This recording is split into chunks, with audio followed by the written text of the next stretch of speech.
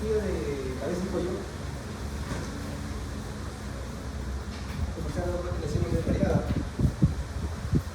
Y no todos los temas importantes están en sus sílabos. En cabeza y cuello, como han visto los grupos de práctica que han llevado conmigo, evaluamos no solamente traumatismos o otras deformidades de los huesos, sino también vemos articulaciones, como las tiroides, neumonía parótida, neumonía de boca.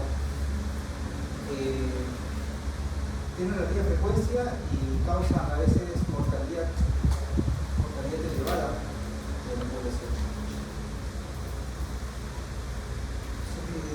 Siguiéndonos a sus sílabos, vamos a hablar sobre el efecto de maxilares. El efecto del crecimiento de sus mandíbulas maxilares. Están considerados sus sílabos. Este es conocido como la meningitis. Es una alteración de la oclusión dental. Para abajo. Hablaremos un poco de vocabulario de alguna terminología importante en relación al tema para poder describir las lesiones, poder describir la posición dental o comprender también detalladamente cada una de estas alteraciones. Después hablaremos del desarrollo maxilar, desarrollo mandibular, algo de diagnóstico y tratamiento. Con respecto al vocabulario, como son alteraciones dentofaciales, tenemos que hablar un poco de los dientes. Una dentición adulta consta de 36 piezas dentales. Tenemos en cada cuadrante 8 piezas dentales, 2 incisivos, un canino, 2 premolares, 3 molares. Una dentición normal adulta, una persona adulta que tiene su crecimiento, toda su dentición. Cada cuadrante tiene 8 piezas y cuando podemos describir estos dientes, vamos a enumerarlos en forma horaria. Hay una boca del paciente, esta es la parte del maxilar, esta es la mandíbula, luego 41, 42, 43, 44. Y enumeramos las piezas dentarias de 1 al 8, desde la línea media, que sería mesial, hacia la parte distal, 8 piezas dentales. Y vamos a tener pues que, por ejemplo, la tercera molar de este cuadrante inferior derecho es la pieza 4-8, ¿no? 4-8. Porque entonces el cuadrante 4 y la pieza 8. Pero al final tenemos solamente 32 piezas dentales, no tenemos 48 dientes. Esa es la forma de describir e enumerar las piezas. De repente uno va al odontólogo y dice, saca una radiografía de la pieza 47, pero el doctor Perales dijo solamente eran 32 dientes, por eso. Esa es la explicación, la clasificación. Y según la ubicación de los dientes tenemos pues, como les vuelvo a repetir, para la línea media especial, para la parte posterior y distal, tenemos vestibular que es para los lados, o labial en la parte anterior, y en la parte superior consideramos la cara interna de los dientes como palatal y la mandíbula, la cara interna es la cara lingual. En los niños son diferentes, tienen menos dientes, ellos no tienen premolares, tienen 2 incisivos, un canino y dos molares.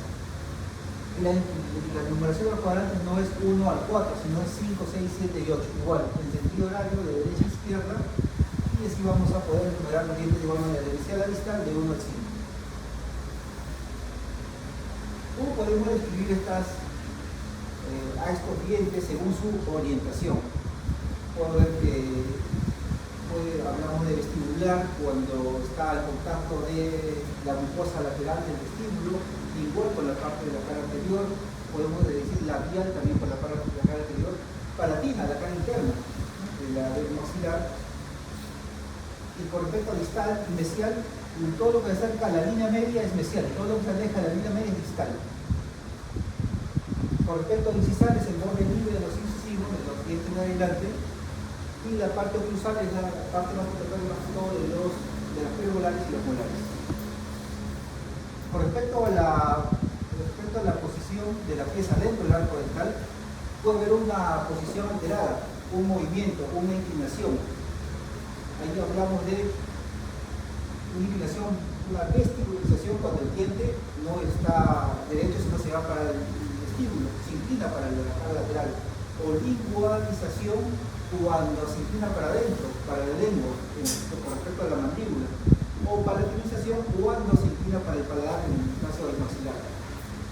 Mesoversión y distoversión es cuando este diente está inclinado para el adelante, sería mesioversión, y distoversión cuando este diente se inclina para atrás. Estas son alteraciones que se van a ver en estas maloclusiones, en estas alteraciones de los maxilares. Y con respecto a la posición de la pieza dental dentro del arco dental, podemos hablar que se va a formar contactos. La oclusión normal, después vamos a hablar con características y cómo debe conectar los dientes.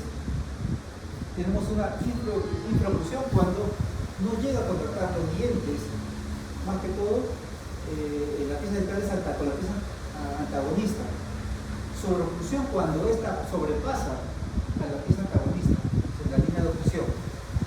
Giroversión o torsiversión cuando el diente no está inclinado ni para vestibular, ni para mesial, ni para lingual, sino está rotado, está girado. Y transversión cuando la pieza dental está en un lugar incorrecto, por ejemplo, esas piezas supernumerarias o un canino, que hemos visto a veces canino que sale para vestibular en una posición alterada, eso es transversión. Para poder incluir algunos términos, tenemos que saber para definir algunas posiciones de los dientes, tenemos que saber estos términos. El overbite va a hablar de la distancia vertical entre los incisivos, entre los bordes incisales, la distancia vertical, que normalmente este overbite es de 2.5 más o menos 2 milímetros. Nuestros dientes no están en la parte anterior, no están así, por tanto, sería 0. Si no están, los de arriba están debajo de la línea oclusal incisal de 2.5 más o menos 2 milímetros. Eso es normal. El overjet es la distancia horizontal de estos bordes incisales. La distancia horizontal. Esta distancia horizontal va a ser de 2.5 más o menos 2.5.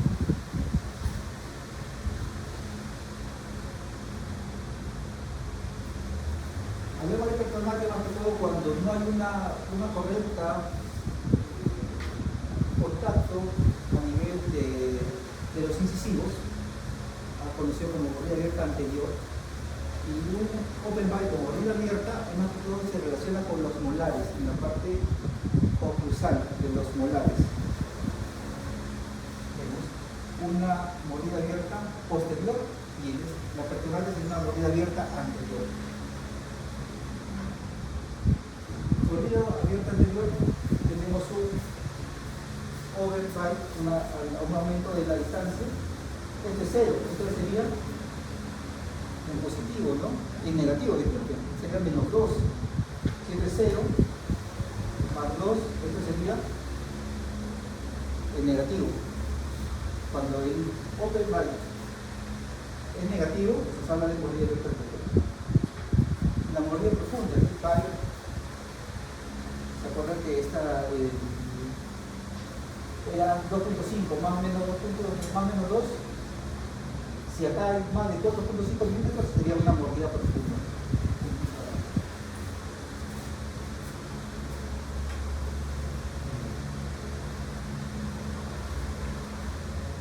Sabiendo esto, vamos a conocer los tipos de oclusión. ¿Qué tipo de oclusión tenemos? Hay una oclusión normal, que es la oclusión tipo 1, según la clasificación de Andel. Se llama normoclusión. Y esta Andel toma como referencia la primera molar, superior e inferior, como van a ocluir para poder definir qué tipo de mordida es. En la clase 1, normoclusión, dice que la primera molar superior, esta cúspide acá, mesio-vestibular. Mesio, ¿por qué? Porque hay una cúspide mesial que va de una media y una cúspide distal, que es la posterior. Cúspide mesio vestibular, porque hay una cúspide vestibular y hay una cúspide palataria. En la cúspide mesio vestibular de la primera molar va a ocluir a nivel de su antagonista, la primera molar inferior, a nivel de una meseta de esta primera molar, como ven en esta imagen. Cuando esta situación cambia y la cúspide mesiovestibular de la primera molar superior ocluye mesial a esta meseta de la primera molar antagonista, hablamos de una oclusión tipo 2, una distoclusión, que puede ser división 1 cuando hay una desestimulización de los incisivos, o una división tipo 2 cuando hay una lingoversión de estos incisivos. Y la oclusión clase 3 es de los prognatas, de los que tienen aparenta una mandíbula grande, una mordida invertida, una mordida como el Chixu, clase 3, donde esta cúspide mesovestibular de la primera molar va a ocluir distal a su antagonista, a esta meseta de la primera molar antagonista.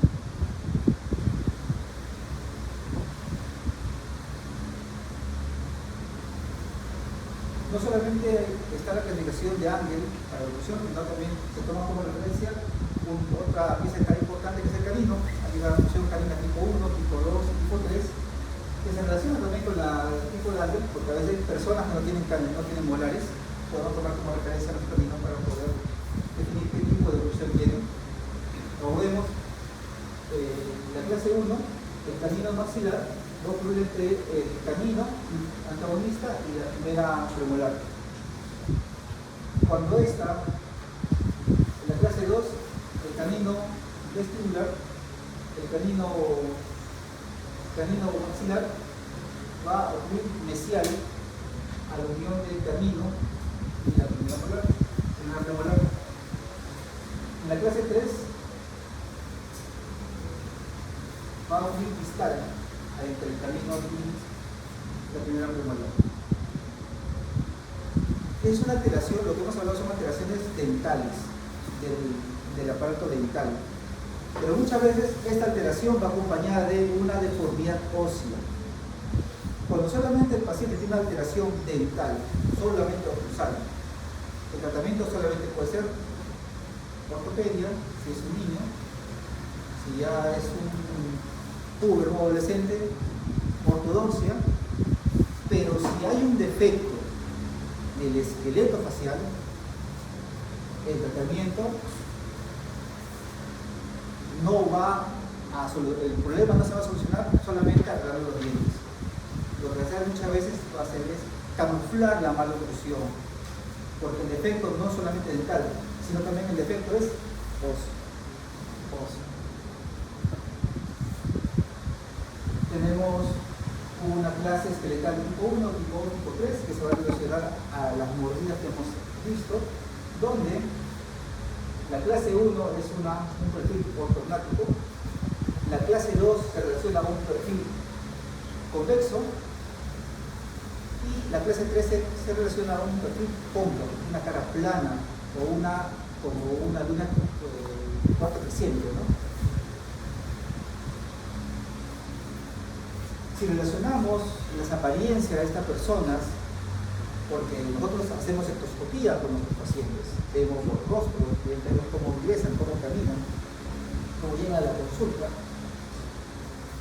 relacionamos un perfil convexo a una persona retraída, tímida, y relacionamos un perfil cóncavo con una persona ruda, molesta, ¿no? ¿Se puede relacionar eso semiológicamente?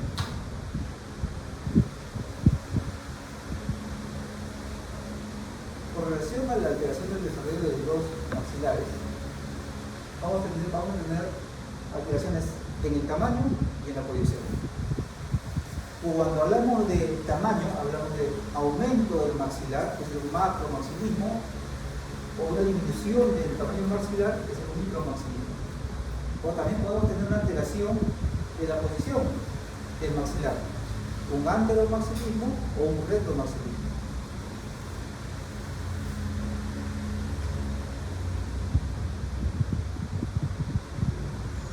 Tenemos un tamaño maxilar normal, pero la posición está retraída, un perfil plano con una oclusión clase 3, porque el maxilar está en buena posición, pero está posterior. Tiene buen tamaño, pero está en una posición posterior. Y hace que tenga una maloclusión, una oclusión clase 3.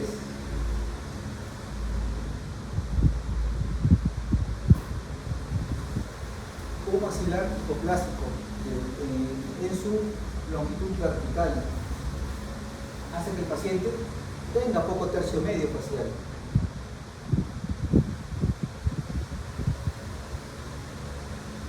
Con una oclusión clase 2.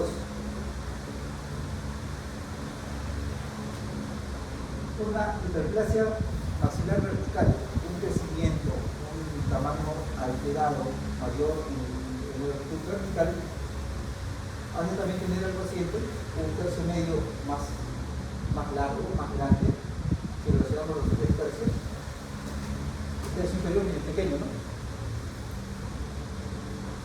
Con una mordida abierta anterior, con una oclusión clase 2. Con respecto al desarrollo de la mandíbula, el maxilar inferior, algo parecido. Alteración del tamaño o alteración de la posición. El tamaño, macro, micromandibulismo, y la posición, un antero o retromandibulismo. Pero no solamente la mandíbula, en este paciente tenemos un déficit de la rama mandibular, hace que la mandíbula rote y tenga un perfil convexo, relacionado a una oclusión clase 1 con oclusión de los incisivos. Tenemos otro paciente con un déficit anteroposterior de la mandíbula, del cuerpo mandibular, teniendo también una oclusión clase 2, división 2. Una dama con una mandíbula grande, pues un macromandibulismo con una oclusión clase 3, con un perfil plano. Otra señorita con un macromandibulismo, un tercio medio, si medimos, el tercio medio es amplio, el tercio inferior en relación al tercio medio. Hay una simetría de los tercios faciales, con un perfil plano y una oclusión clase 3. Pero no solamente la mandíbula se puede alterar produciendo una mala oclusión. Puede haber una buena oclusión, pero un segmento de la mandíbula puede estar alterado, como es el caso del mentón, que nos puede aparentar un pseudo-pronotismo, que puede ser un pseudo-pronotismo, un falso pronotismo. Igual, un mentón grande, acogenia, un mentón retraído, un mentón excesivamente anterior, muchas veces.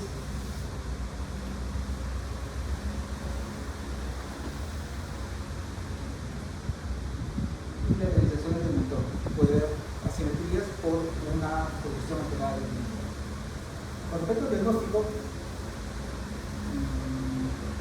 los pacientes muchas veces está relacionada esta enfermedad a problemas en la oclusión, pero eso pasa a un segundo plano, compensa en el tiempo las personas y llegan con dolores de la articulación temporomandibular por esta compensación, por el dolor de la masticación, cansancio al masticar, dolores faciales. Pero lo que más llega a la consulta del paciente no es generalmente porque no pueden comer, sino por su apariencia, la apariencia que tiene un mentón pequeño o una mandíbula muy grande.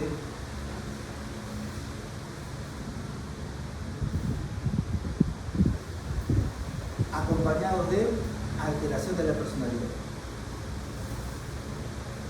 Si la alteración, el defecto es muy evidente, muchas veces está relacionado a bullying en las escuelas, está relacionado a bajo rendimiento escolar, está relacionado a baja autoestima, cosas que los padres muchas veces no se dan cuenta.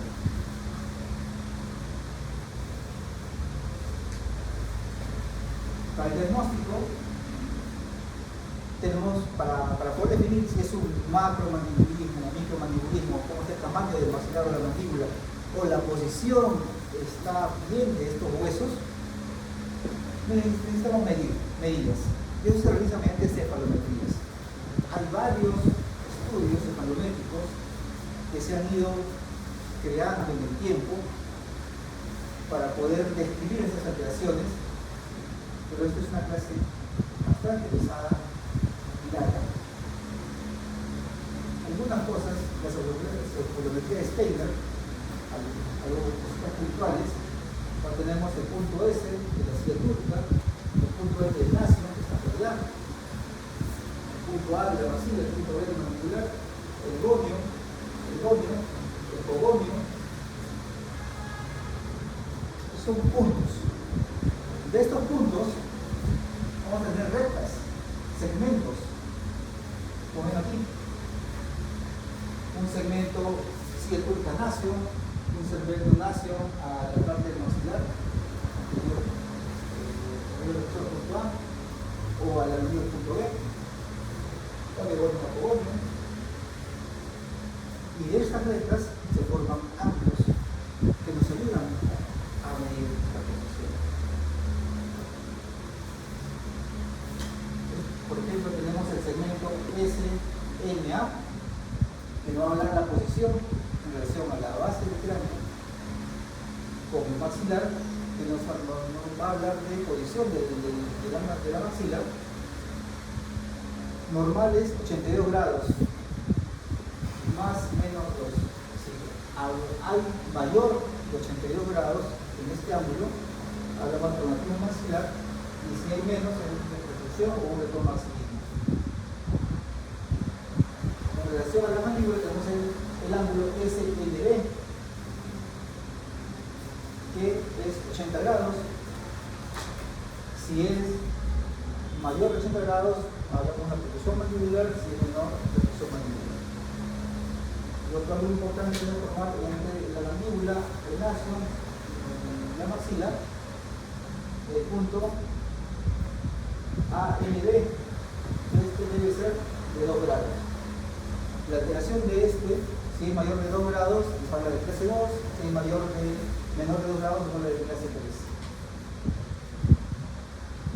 Las imágenes son importantes para ver si no hay otra alteración, porque puede haber el niño o la persona puede tener una oclusión normal, pero en el tiempo presenta un trastorno de alguna parte de su mandíbula, como puede ser una hiperplasia condilia, donde en personas jóvenes o adolescentes crece más el cóndilo mandibular y hace de que la oclusión se altere, produce una mordida abierta posterior de uno de los lados, y por eso las imágenes de la reconstrucción pueden ayudar en detectar. Para el tratamiento en sí, si es que hay una alteración ósea, el tratamiento es osteotomías. Y esas osteotomías, para recuperar la oclusión dental, está en relación a la cirugía ortognática. Cuando hacemos cirugía ortognática, cuando hay una severa alteración, la base esquelética se llama oclusión dental. Cuando el desarrollo del maxilar está alterado y no puede solucionarse con ortodoncia o ortopedia, y tenemos que tener en cuenta las alteraciones psicosociales que pueden tener. ¿Cuándo operar? Generalmente cuando el crecimiento facial haya concluido, pasa que en mujeres generalmente es a los 15 años y en varones es 17 18 años. Con un buen sustento cefalográfico,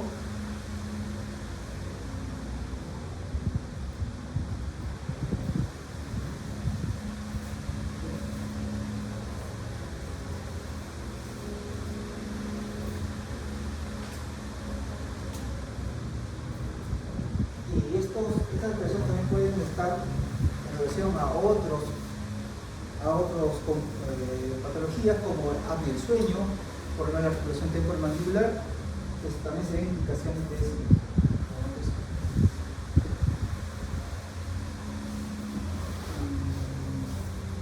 No solamente la cirugía es lo único que se hace, sino también una ortodoncia previa. Muchas veces tenemos que llevar una oclusión o la posición dental adecuada para que los dientes, al momento de hacer las osteotomías, cortar los huesos, puedan ocurrir de manera adecuada. Ortodoncia previa. Actualmente, la tendencia es operar y luego hacer la ortodoncia.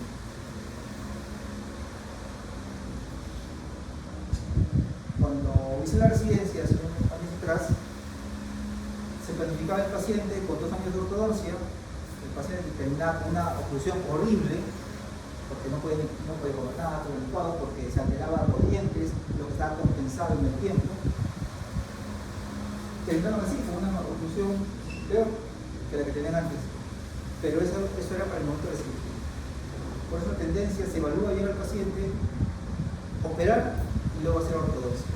Pero esta planificación no solamente es cortar el hueso y colocar como sean los huesos, no. Hay una planificación previa, virtual, hay que medir los segmentos, hacer una buena cefalometría para evaluar qué cantidad, qué instancias se debe avanzar por proceder de los segmentos osteotomizados.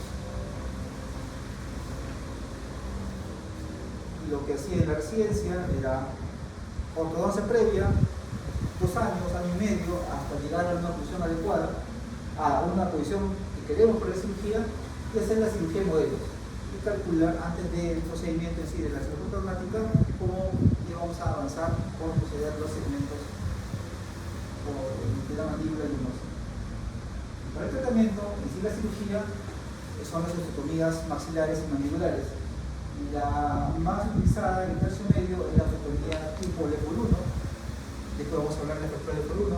Esta es una osteotomía que simula una fractura tipo LEPOR 1, una osteotomía horizontal a nivel del maxilar, desde la apertura piriforme de las fosas nasales hacia la prominencia maxilar. Y por detrás se fracturan las apófisis pterigoides. Se pone de esta manera para colocar el segmento utilizado en oclusión. Algunas variantes de la osteotomía LEPOR 1. Si uno quiere ganar un poco de altura, de longitud vertical, o si uno quiere ganar más volumen del maxilar, solamente adelantar. Y las osteotomías mandibulares, este es un libro antiguo, pero conocerla, es la osteotomía supraomnilia. Vemos en líneas punteadas el ingreso del nervio dental inferior, que se cuida al momento de hacer este tipo de tratamiento para no lesionarlo. La lesión de este puede producir parestesia, hasta anestesia del labio o mandíbula. La osteotomía de Hincks, a nivel de las ramas mandibulares,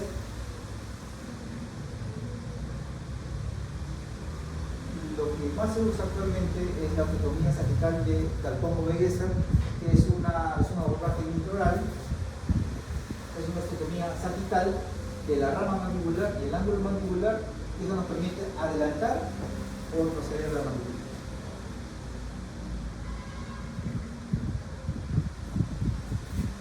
Abordaje intraoral, se expone la rama, se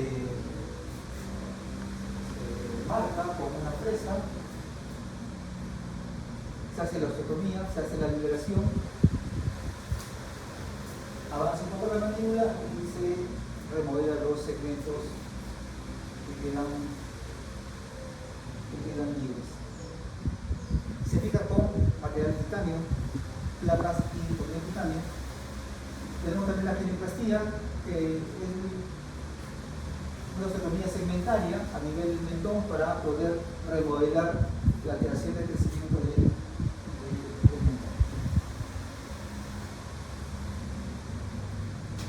Dentro de genioplastías, Esta paciente, ¿qué conclusión tiene? Terciario. Clase 3 de Ángel, tiene un perfil plano, un tercio medio corto, una oclusión clase 1, con una mejor longitud y ya tiene ese perfil plano. ¿Se acuerdan de este personaje que tenía una hipoplasia? Tenía una hipoplasia de tercio medio facial longitudinal, hacía que la mandíbula rotara un poquito, el maxilar rotara un poquito, con su oclusión clase 2. Oclusión clase 1, tenemos una mejor longitud del tercio medio facial. Una paciente con un tercio inferior amplio, un perfil plano, un entorno prominente, una oclusión clase 3, una mejor simetría entre el tercio medio y el tercio inferior, una oclusión y un perfil ortognático. Una oclusión clase 2 con un perfil muy convexo, con un perfil ortognático y una oclusión clase 1, con un mejor tercio inferior. ¿No se dan cuenta? Aquí, tercio inferior cortito.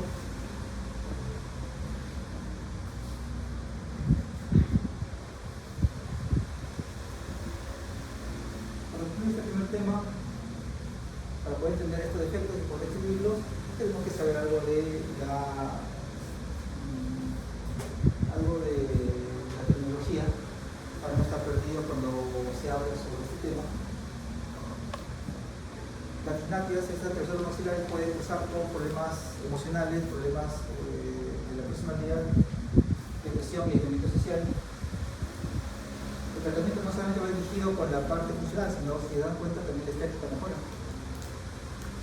Y un adecuado tratamiento muy importante va a ser la buena planificación.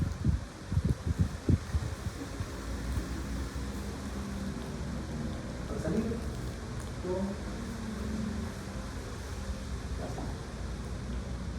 ¿Hay un dice un